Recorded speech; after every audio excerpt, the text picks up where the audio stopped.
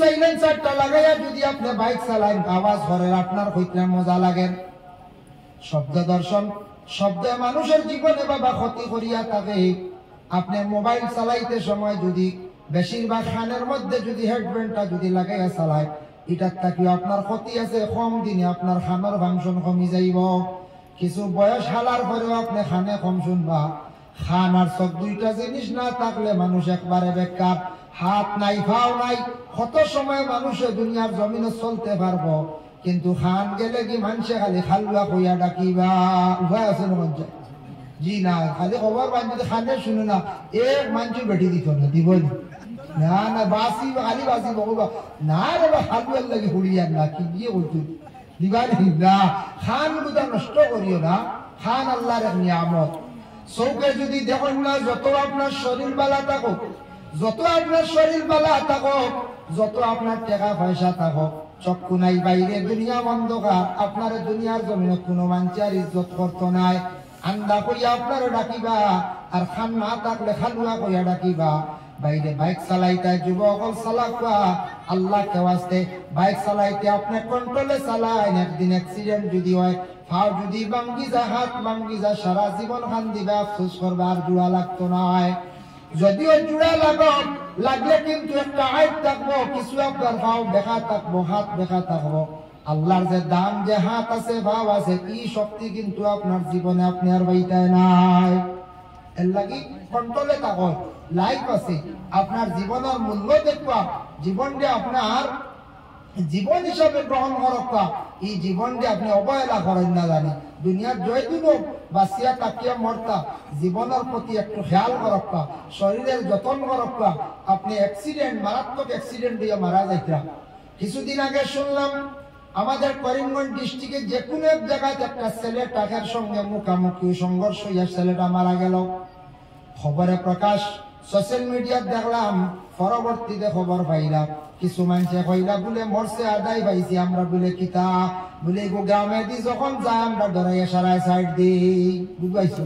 মানে হয়তো বাড়ির থাকতো সাইডে তুলে দিত, কত গাঁর কত কি পরিমাণ স্পিড দিত, হে মরতো না যার হে মরতো। কিছু মানুষে ঘরে কইলা হুজুর হস্তাই না জানে, আমি কইয়া ছেলেটা মারা গেছে, আপনার ও এলাকার নাই বলে ইতা মরক বা ইটা একটু ডর করতো, তুই ভালোই তুই গান লইয়া, আমরা খালি ডরাইয়া ভোট দিতাম, সারে মারবি এটাও জাগাত রয়েছে, বুঝাইছেন মাটি কুড়িয়া কি পরিমাণ বাইকের স্পিড বুঝাইতে রাখি। এখানে তো জাহান আছে না, কোনদিন যা খাই তাই জাহান আছে। এর লাগি বাইরে অ্যাক্সিডেন্ট মরতা কি পানা চাও, বাইক উঠিবে, গাড়ি উঠিবে, যানবাহন উঠতে সময় কলিমা পড়িয়া তুমি গান উঠি যাইও। মুকাশাফাতুল কুলুব ইমাম গাজ্জালী রাহমাতুল্লাহি তাআলা আলাইহি লেখেন, কোন বান্দা বান্দি হল গাড়ি তুলিতে, গাড়ি হোক বা যানবাহন হোক বা প্লেন ও জাহাজ উঠোক বা উঠিবার সময় কলিমা পড়ি লাইও। যদি হঠাৎ তুমি মারা যাও অ্যাক্সিডেন্ট অবস্থায়, তোমার মউতটা আল্লাহ কলিমার সহিত আল্লাহ গসিলাইবা, হোক সুবহানাল্লাহ। এর লাগি গাড়ি তুটিতে, প্লেন ও জাহাজ কলিমা পড়ি দিতাম, কলিমা পড়ি দিতাম। ইসলামিক যে রাষ্ট্রগুলো আছে আপনি জানেন, ইসলামিক রাষ্ট্র যেগুলো আছে যেমন পাকিস্তান, বাংলাদেশ, ইরাক, ইরান, এইভাবে ইসলামিক রাষ্ট্রের ফ্লাইট যখন স্টার্ট দেওয়ার সঙ্গে সঙ্গে ভিতরে যে বিমানমালা মহিলা যারা আছে এরা সর্বপ্রথমে বিসমিল্লাহ পড়িয়া কলিমাটা তারা নিজেও পড়ি, সবার কাছে পৌঁছাইয়া দেয় কলিমা পড়ো। আমাদের হিন্দুস্তান রাষ্ট্র সেটা কলিমা পড়া হয় না, নিজে নিজে হুশ করিয়া কলিমাটা পড়ার সারাই চেষ্টা করতাম। খার কোন সময় মৌত হইতে হবে, খালি অ্যাক্সিডেন্ট মৌত হয়ে গেছে আল্লাহ মায়া করে দিবা, এখানে হইতে হবে জি না। দুঃখ লাগে আমরা হজ যখন গেছিলাম, হজ থেকে আসার সময় যখন মুম্বাই থেকে বিশেষ করে আমরা গুয়াহাটি আসার সময় দেখলাম বিমানের মধ্যে উঠিলাম, বিমানমালা যেটা মহিলা অকল আছেন বিশেষ করিয়া, কথা মহিলা অকলর লাগিয়া কিছু সংখ্যক ছেলেরা দেখলাম আড্ডা দিতাম। এরা হুজ্জাজ নয়, হাজি ছাড়া কোনো কোনো সময় তারা লিঙ্কেজ থাকে, ইমার্জেন্সি প্যাসেঞ্জার তা হয়, কোনো সময় তা হয়, কোন ক্ষেত্রে কোন সময় তখন দুই একজন দেখলাম বিমানমালার মহিলাদের সঙ্গে। আর আমি দেখিয়া এক চিন্তা পড়ে গেলাম, কইলাম ও তোর কারণে মনে হয় ফ্লাইট পড়তে পড়ে তো পড়তো বললাম ওই তো অবস্থা, তার আর জায়গা না। ও ফ্লাইটে উঠিয়া হাওয়ার উপরে উঠিয়া 15,000 ফুট 18,000 ফুট এইখান নাম। আর জিদ্দা থেকে যেখানে আইলাম এখানে দেখাইলো ন ইয়া আল্লাহ 32,000 ফুট উপরে বুধ ভাইছেন। এখানে আরো উপরে দিয়েছে। আর এখান জ্বালাওয়ালা 17-18,000 ফুট উপরে দিনা মিটার ভুলি গেছে, ফুট বোধ হয় 15,000 ফুট উপরে দিয়া ও ওখান কত হাওয়ার উপরে দিয়া কত হে বিমানমালা মেরার লাগে আড্ডা দেয় নজুবিল্লাহ। জানি না হামরিতা আমি খুব ডরাইছি।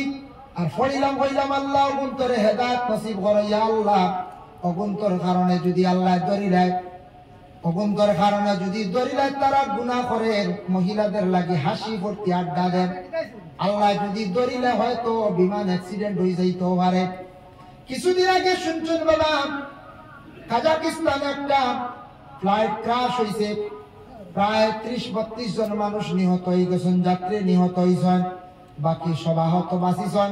কিন্তু উত্তর কোরিয়ার মধ্যে একটা ফ্লাইটের শাখা খুলছে না, শাখা ছাড়া ক্রিসর মধ্যে ল্যান্ডিং হয়ে গেল গিয়া।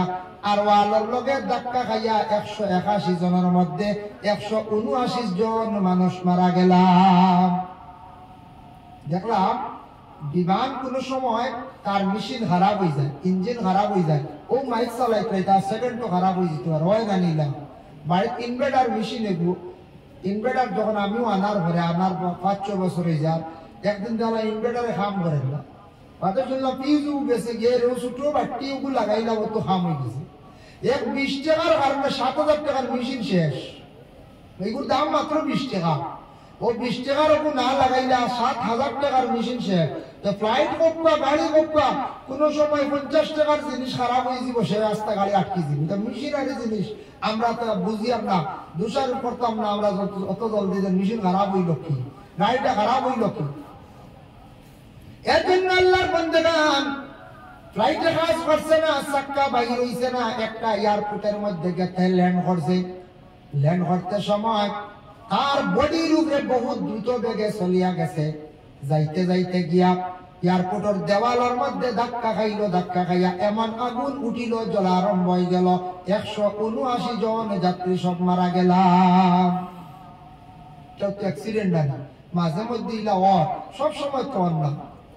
যার কারণে অ্যাক্সিডেন্ট মতটা কি আল্লাহর দরবারও পানা চাইতাম। নবী যে ফরমায় তুমি যেন আল্লাহর কাছে অ্যাক্সিডেন্টের মতটা কি পানা চাইও, কলিমা নসিব না হইতে পারে। 2 নম্বরে নবী যে ফরমায় আত্মহত্যার মতটা কি তুমি যেন আল্লাহর কাছে পানা চাইও।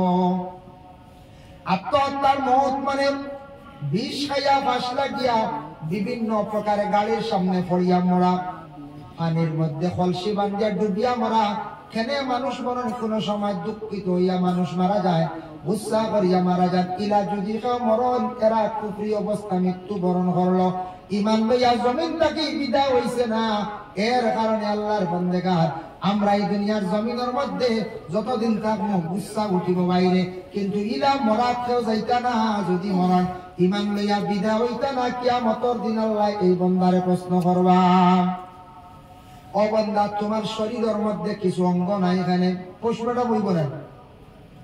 তোমার শরীরের মধ্যে বুক সিরাখানে, পেট সিরাখানে, তোমার মাথার মগজ নাই, এখানে কিছু অংশ দেখি আর আমি নাই। বান্দা তুমি মিছা কথা কইতে পারতা নাই, সব প্রমাণ হয়ে যাইব, ফেরেশতা গুলো সাক্ষী দিবা। বলে তুমি এখানে মরলে বলে গুসা করিয়া বলে খার উগরি, বলে হয়তো একজন মহিলার কারণে, কিংবা তো বাবার কারণে, কিবা তো মায়ের কারণে, কিবা তো টেকা আমার মায়ের খাই দিছিল কারণে। বলে তোর তো প্রাণর মালিককে, জানোর মালিককে, বলে আপনি আল্লাহ। বলে জান দেনেওয়ালা আমি আল্লাহ, নেনেওয়ালা আমি আল্লাহ। তুই এখানে অত কষ্ট দিয়া তোর ভিতর থেকে জানটা বার করলে, জানস নি আমি আল্লাহ কোরআন কই রাইছি, ইলা যারা মৃত্যু বরণ করবা তরে আমি আগে জানাই দিছি, সিগন্যাল দিছি। আর আমি নবীজিরে দিয়া দিছিলাম তোমরা রে ভালো উপদেশ দেওয়ার জন্য, ভালো খবর জানানোর লাগিয়া। তোমরা জানলাই তারপরে ইলাখানে মরলাই। আজকে তোমরা কোনো অবস্থা ছাড়া যাইতো না, তোমরা জাহান্নাম ছাড়া তোমাদের কোনো রাস্তা নাই। এরা ডাইরেক্ট জাহান্নামী যারা এইভাবে মরবা, যার কারণে ইলা মৌতটা কি আমরা বাঁচিতাম, আমরা চেষ্টা করতাম, আমরা এই ধরনের মত গুসা করিয়া মরাজ যাইতাম না। কিছু মানুষ টেকা মাইর গাই দিছে, বড় মরি দিতাম, জানে উপায় নাই। ইলাও কিছু মানুষে কইন বিবির কারণে মরে দিতাম, কিছু মহিলা হল কোন